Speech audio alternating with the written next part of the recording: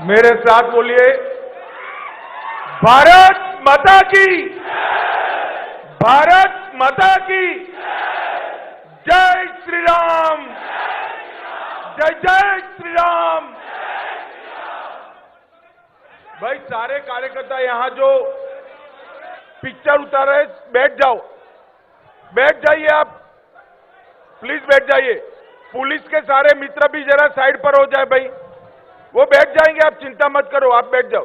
कोई खड़ा होकर फोटो नहीं लेगा, बैठ जाइए, बैठ जाओ भाई। और यहां पर जो बैठे हैं वो भी सेट कर कर बैठ जाए जरा, प्लीज बैठ जाइए। भाई दिल्ली से मैं कार्यकर्ताओं को मिलने आया हूं, आप फोटो लेकर बैठ जाइए।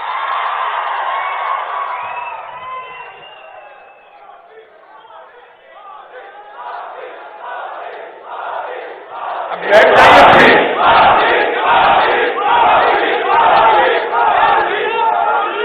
पीछे दो लोग खड़े, बैठ जाए प्लीज, बाद में ही मैं शुरू करूंगा। बहन जी बैठ जाइए, आप फोटो हो गई, अब बैठ जाओ भाई।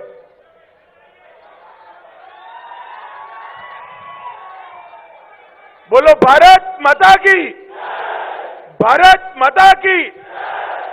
मंच पर उपस्थित भारतीय जनता पार्टी तेलंगाना के प्रदेश अध्यक्ष श्रीमान किशन रेड्डी जी,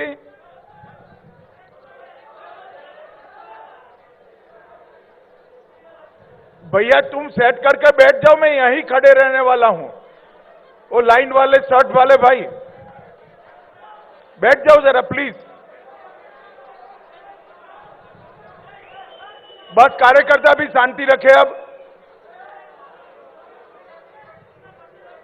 डॉक्टर के लक्ष्मण जी, श्री इटेला राजेंद्र जी, श्री प्रभाकर जी, डॉक्टर कसम वेंकटेश्वरलू जी, श्री चंद्रशेखर जी, महेश्वर रेड्डी जी, श्री बीबी पाटिल जी, श्री प्रकाश बाबू जी, श्री भरत रेड्डी जी, दिल्ली से इस सम्मेलन के लिए वो आए हुए श्रीमान अमित मालवीय जी, और आज तेलंगाना यूनिट के मेरे साइबर योद्धा भाइयों और बहनों, आप सभी को नमस्कार। मित्रों, आज मैं जब यहां आया हूं तब भाग्यलक्ष्मी मां को प्रणाम कर कर मेरी बात की शुरुआत करना चाहता हूं। मैं यहां आया हूं तब भद्राचलम राम मंदिर को भी प्रणाम कर कर मेरी बात की शुरुआत करना चाहता हूं।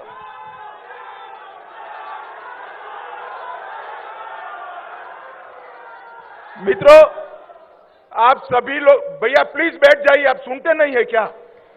पीछे बैठ जाओ जरा, सेटल कर कर बैठ जाओ। बहन जी बैठ जाइए आप प्लीज।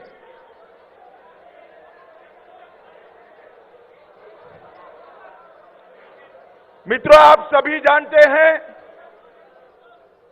अब कार्यकर्ता भी शांति रखे, मैं बिठा रहा हूं ना, आप मत बोलिए, कोई नहीं बोलेगा। भाई कार्यकर्ता ना बोले, बैठ जाएंगे वो फोटो लेकर, क्यों चिंता कर रहे हो? मित्रों, आप सभी जानते हैं कि आने वाले कुछ ही दिन में लोकसभा चुनाव की घोषणा होने वाली है, और अप्रैल और मई में हमारा ये महान देश, इसके मतदाता आने वाले 5 साल तक इस देश का शासन किस पार्टी के साथ होगा, किस व्यक्ति के पास होगा, इसका निर्णय करने वाले हैं, फैसला करने वाले हैं। और वो जो फैसला करने वाले हैं, उसमें आप सभी का बहुत महत्वपूर्ण रोल है, बहुत महत्वपूर्ण योगदान रहने वाला है। इस जमाने के चुनाव में जितना महत्व घर घर घूमकर प्रचार करने वाले कार्यकर्ता का है, इतना ही महत्व सोशल मीडिया के माध्यम से घर घर संदेश पहुंचाने वाले कार्यकर्ता। मित्रों, देश की जनता ने एक प्रकार से तय कर लिया है। मैं करीब करीब देश के सभी राज्यों से होकर यहां आया हूं। जिस जिस कोने में गया, जिस जिस हिस्से में गया, जिस मत क्षेत्र के अंदर गया, हर जगह देश की जनता नरेंद्र मोदी जी को तीसरी बार प्रधानमंत्री बनाना चाहती है। युवाओं के बीच में जाते हैं, मोदी मोदी के नारे लगते हैं। महिलाओं के बीच में जाते हैं, मोदी मोदी के नारे लगते हैं। गरीबों के बीच में जाते हैं, मोदी मोदी के नारे लगते हैं। किसानों के बीच में जाते हैं, मोदी मोदी के नारे लगते हैं। मगर मैं आज आप सभी को मिलने के लिए, आपसे बात करने के लिए इसलिए आया हूं कि चुनाव तेलंगाना में भारतीय जनता पार्टी को और मजबूत कर 12 से ज्यादा सीटें भारतीय जनता पार्टी की जिताने का चुनाव। हम सब 400 पार का लक्ष्य तो याद रखें, 400 पार का लक्ष्य सिद्ध करना ही है, परंतु ये 400 में 12 कमल यहां से दिल्ली भेजने का काम तेलंगाना की जनता ने। भाई और बहनों, ये 10 साल के अंदर नरेंद्र मोदी जी ने देश को राजनीतिक स्थिरता देने का काम किया है। आया गया राम की पॉलिटिक्स को समाप्त कर एक छत्र नेतृत्व में पूर्ण बहुमत वाली 10 साल तक सरकार नरेंद्र मोदी जी ने चलाई है। नरेंद्र मोदी जी ने 10 साल में भ्रष्टाचार मुक्त शासन दिया है। मैं बाद में बात करूंगा टीआरएस और कांग्रेस की लाखों करोड़ों रुपए के घपले, घोटाले, भ्रष्टाचार, इनके सामने आरोप हुए। नरेंद्र मोदी जी पर 25 पैसे का आरोप हमारे विरोधी भी नहीं लगाए। नरेंद्र मोदी ने जन कल्याण की नीतियों वाला शासन दिया है। नरेंद्र मोदी जी ने देश को समृद्ध बनाने का काम किया है। नरेंद्र मोदी जी ने देश को सुरक्षित बनाने का काम किया है। हम जब शासन में आए 11वें नंबर की अर्थव्यवस्था थे, आज फिर से चुनाव में जा रहे हैं, 11वें नंबर से 5वें नंबर की अर्थव्यवस्था भारत बन गया है मित्रों। और मैं आपको मोदी गारंटी बताने आया हूं। मोदी जी का गारंटी है, तीसरी बार मोदी जी को प्रधानमंत्री बनाओ, दुनिया में तीसरे नंबर का इकोनॉमी हम बन जाएंगे। मोदी जी ने सबसे तेज बढ़ती हुई इकोनॉमी देने का काम किया है और मोदी जी ने 60 करोड़ गरीबों को गरीबी का पूरा दुख भोगने वाले लोगों के जीवन स्तर को उठाने का काम किया है। आज भारत स्मार्ट डेटा कंजम्पशन में दुनिया में नंबर 1 है, फिनटेक में नंबर 1 है, मोबाइल मैन्युफैक्चरिंग में नंबर 2 है, तीसरा बड़ा एविएशन मार्केट है, तीसरा बड़ा ऑटो मार्केट है और चंद्रमा के दक्षिण ध्रुव पर पहुंचने वाला भारत पहला देश है मित्रों। ये गौरव मोदी जी ने दिया है। मोदी जी के 10 साल सारे वादों के समाप्ति के 10 साल है। मैं आपको बताना चाहता हूं, मैं पार्टी का अध्यक्ष था। 2019 में हम मैनिफेस्टो रिलीज कर रहे थे, संकल्प पत्र घोषित कर रहे थे। उस वक्त पत्रकार पूछते थे, पहला पेज तो ऐसा है जो कभी भी पूरा नहीं होगा। मैं भी निरुत्तर था। पहले पेज में क्या था? क्या था हमारे संकल्प पत्र के पहले पेज में? पहले पेज में था, अयोध्या में भव्य राम मंदिर हम बनाएंगे।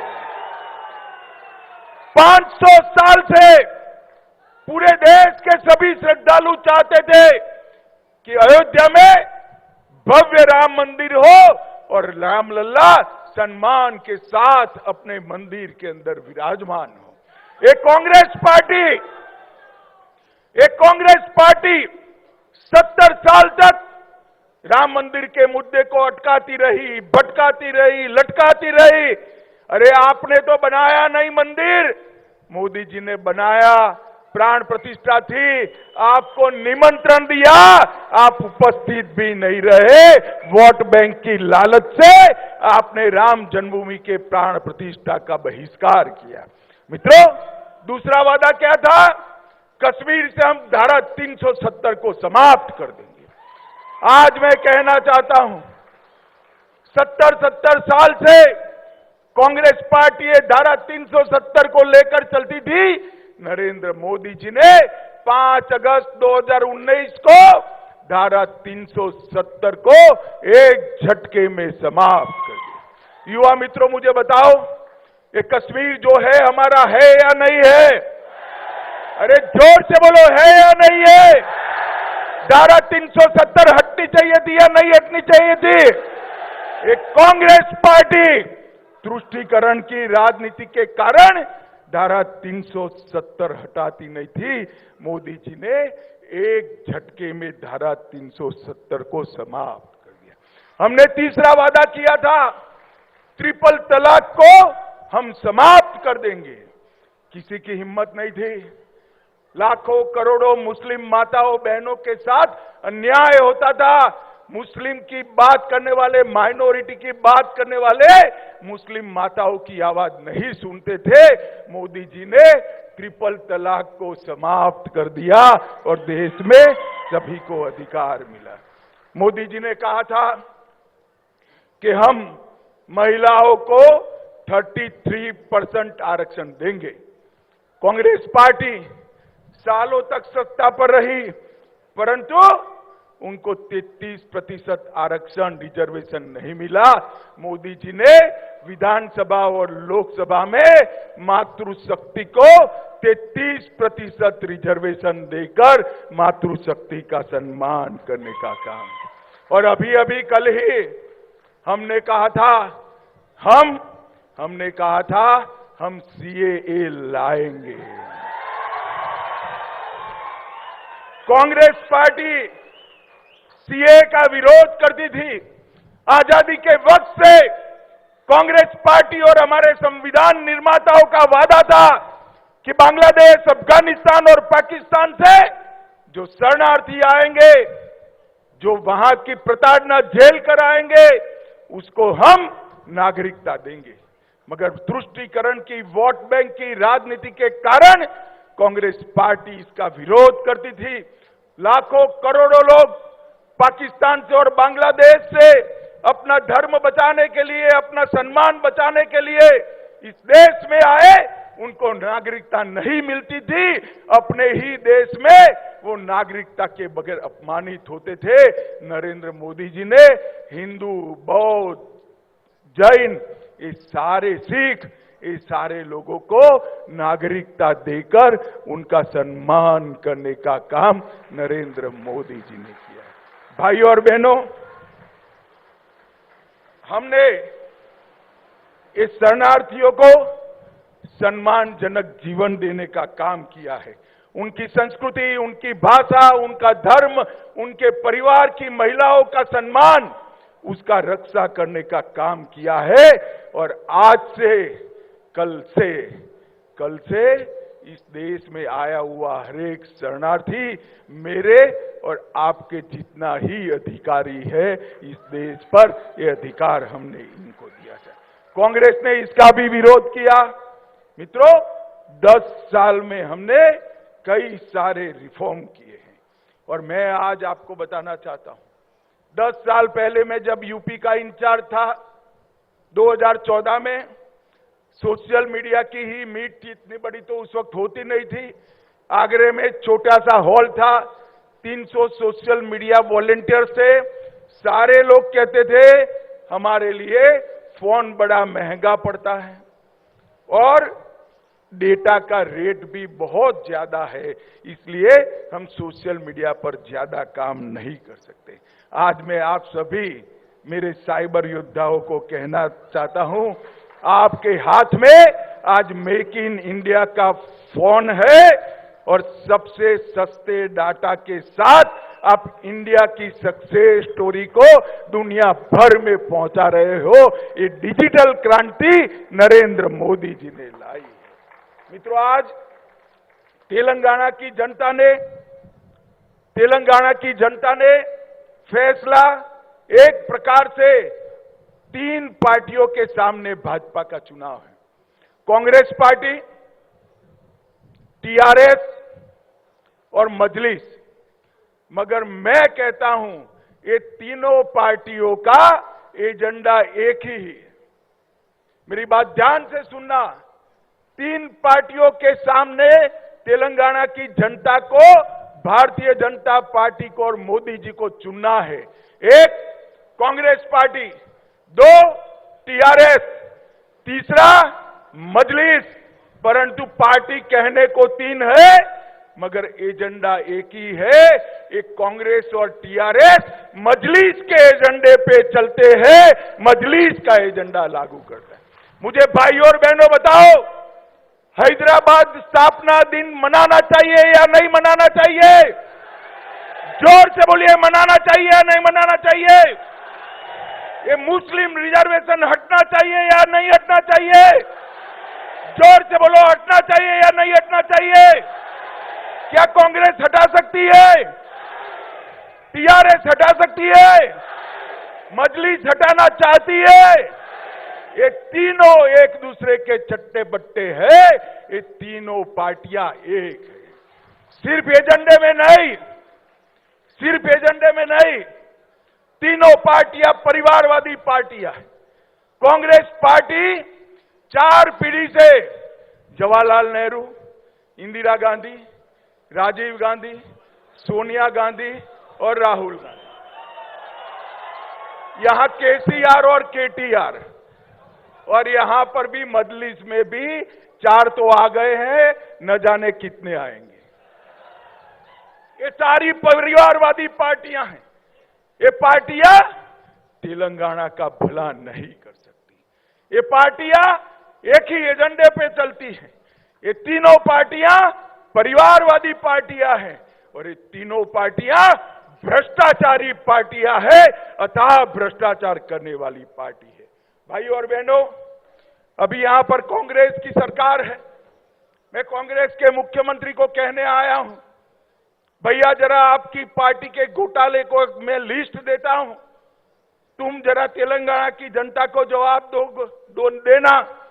कांग्रेस पार्टी ने कॉल ब्लॉक का घोटाला किया, कॉमनवेल्थ का किया, 2G का किया, शारदा चिट फंड का किया, हिमाचल की सेब की बिक्री का किया, INX मीडिया का किया, एयरसेल का किया, लैंड फॉर जॉब का घोटाला हुआ, जम्मू कश्मीर क्रिकेट एसोसिएशन का घोटाला हुआ, एम्ब्रायर डील का घोटाला हुआ, ऑगस्टा वेस्टलैंड का हुआ, सबमरीन का घोटाला हुआ, बॉफोर्स घोटाला हुआ, मारुति घोटाला हुआ।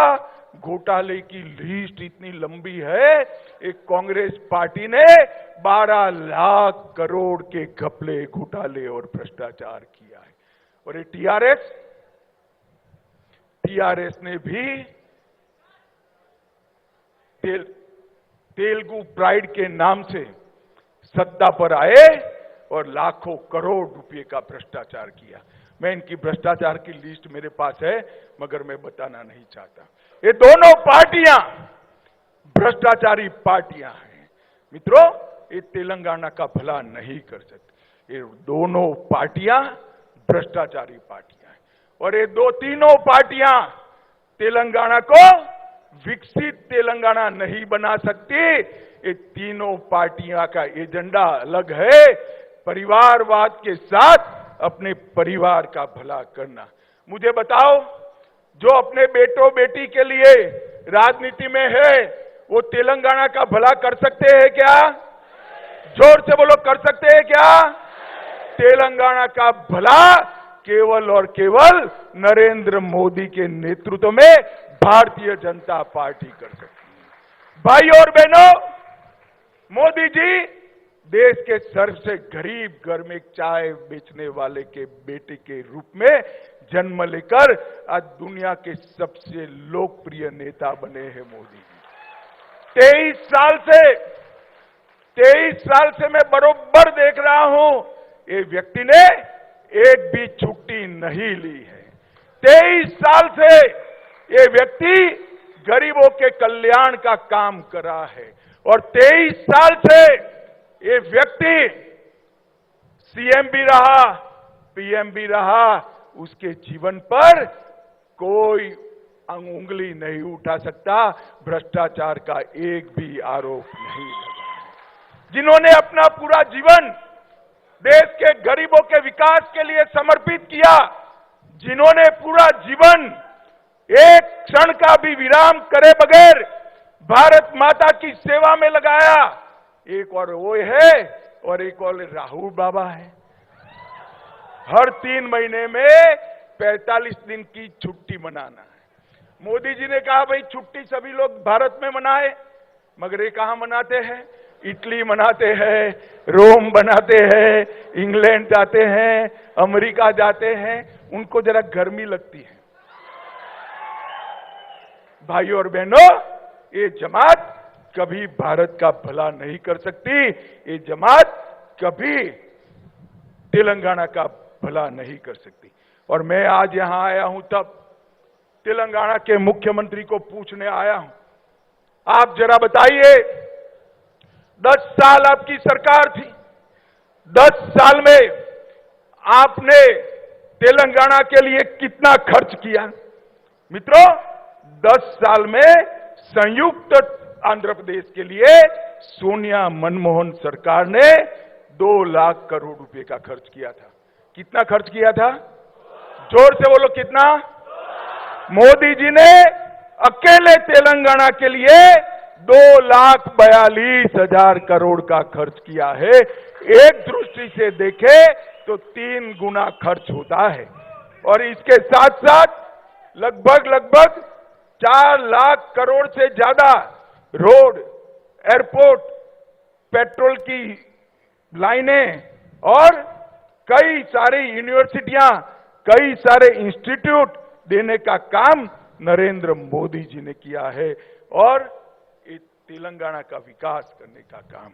मित्रों, इनके पास पास्ट परफॉर्मेंस भी नहीं है, इनके पास ट्रैक रिकॉर्ड नहीं है। इनको पूछते हैं कि 70 साल में क्या हुआ, क्यों 60 करोड़ लोग बैंक अकाउंट के बगैर थे? जवाब नहीं है। इनको पूछते हैं 13 करोड़ महिलाएं क्यों गैस का सिलेंडर नहीं मिला था? उनके पास जवाब नहीं है। इनको पूछते हैं 14 करोड़ घरों में शौचालय क्यों नहीं था? इनके पास जवाब नहीं है। इनको पूछते हैं 14 करोड़ घरों में नल से जल पीने का पानी क्यों नहीं था? जवाब नहीं देते हैं। इनको पूछते हैं 60 करोड़ लोगों को मुफ्त अनाज क्यों नहीं मिलता था? जवाब नहीं है। पर मोदी जी ने 10 साल में सारे जवाब दे दिए। आज 60 करोड़ लोगों को बैंक अकाउंट दिया, 13 करोड़ लोगों को गैस का सिलेंडर दिया, 14 करोड़ लोगों को नल से जल दिया, 3 करोड़ लोगों को घर दिया और 60 करोड़ लोगों को प्रति माह प्रति व्यक्ति अनाज फ्री ऑफ कॉस्ट देकर 5 लाख तक का पूरा स्वास्थ्य का खर्चा मोदी जी ने फ्री कर दिया। आपने देखा होगा राहुल बाबा कोरोना में भी मजाक उड़ाते थे। कोरोना में कहते थे कि ये तो मोदी वैक्सीन है, इसको मत छुओ। मगर मोदी जी ने अपील की, पूरी देश ने वैक्सीन ली और आज देश कोरोना से सुरक्षित बाहर आ गया। मित्रों, ये मोदी जी ने ये पूरे देश को सुरक्षित करने का, सिर्फ कोरोना से सुरक्षित नहीं किया, पाकिस्तान से आए दिन जब सोनिया मनमोहन की सरकार थी, पाकिस्तान से आलिया, मालिया, जमालिया घुस जाते थे और बम धमाके करते थे और मनमोहन सिंह कुछ नहीं बोलते थे, कुछ नहीं बोलते थे। उन्होंने उरी और पुलवामा में किया, इनको मालूम पड़ा कि क्या होने वाला है। वो भूल गए कि अब मनमोहन सिंह प्रधानमंत्री नहीं है, नरेंद्र मोदी प्रधानमंत्री है। 10 ही दिन के अंदर सर्जिकल स्ट्राइक और एयर स्ट्राइक कर पाकिस्तान के घर में घुसकर आतंकवादियों का सफाया करने का काम नरेंद्र मोदी जी ने हमारी देश की सीमाओं को सुरक्षित करने का काम किया है। आतंकवाद और नक्सलवाद को समाप्त करने का काम नरेंद्र मोदी जी ने किया है। मित्रों, 10 साल के अंदर मोदी जी ने एक नींव डालने का काम किया है। जैसा मैंने कहा, इनके पास इनका कोई रिकॉर्ड नहीं है, ट्रैक रिकॉर्ड नहीं है, इनके पास भविष्य का एजेंडा भी नहीं है। हमारे पास 10 साल का ट्रैक रिकॉर्ड भी है और 25 साल का भविष्य का एजेंडा भी नरेंद्र मोदी जी के पास। नरेंद्र मोदी जी ने इस देश की 130 करोड़ की जनता को और विशेषकर युवाओं को आह्वान किया है कि 15 अगस्त 2047 को देश की आजादी की जब शताब्दी मनाई जाएगी, उस वक्त ये देश विश्व गुरु के स्थान पर भारत माता बैठी होगी। हर क्षेत्र के अंदर भारत विश्व में सर्वप्रथम होगा, भारत आत्मनिर्भर होगा, भारत पूर्ण विकसित राष्ट्र बनेगा। ये लक्ष्य लेकर मोदी जी चले हैं। एक और ये इंडी अलायंस, गठबंधन गठबंधन और टीआरएस जैसी पार्टियां अपने बेटे बेटियों को आगे बढ़ाने के लिए प्रयास कर रही है। दूसरी ओर मोदी जी के नेतृत्व में भारतीय जनता पार्टी भारत माता को विश्व गुरु के स्थान पर बैठाने के लिए परिश्रम करेगी। भाई और बहनों, आज मैं आया हूं आप लोगों को अपील करने के लिए। मोदी जी ने डेटा का बिल बहुत सस्ता करा है, बिल की चिंता मत करिएगा, एक शर्ट कम पहनिएगा, मगर ये 45 दिन तक मई अंत तक सोशल मीडिया में नरेंद्र मोदी जी के एजेंडा को और नरेंद्र मोदी जी की नीतियों को तेलंगाना के हर युवा के साथ पहुंचाने का काम आपको करना है। आज इस सभागार से जाने के बाद हर युवा, हर भाई, हर बहन ये तय कर जाए 400 पार तो करना ही है, मगर ये 400 में 12 तेलुगु कमल तेलंगाना से भी भेजना है। मुझे बताओ, ये संकल्प लेकर यहां से जाएंगे? अरे यार, जोर से बोलो, जाएंगे? 12 सीट जीतने का फैसला करते हैं? जोर से बोलिए, करते हैं? मोदी जी को 400 पार कराओगे? मोदी जी को तीसरी बार प्रधानमंत्री बनाएंगे? तेलंगाना में 12 से ज्यादा भाजपा सांसद जिताएंगे? तो मेरे साथ दोनों हाथ उठाइए, उठाइए दोनों हाथ, विजय के संकल्प की मुट्ठी भींचिए और प्रचंड आवाज से बोलिए, भारत माता की, भारत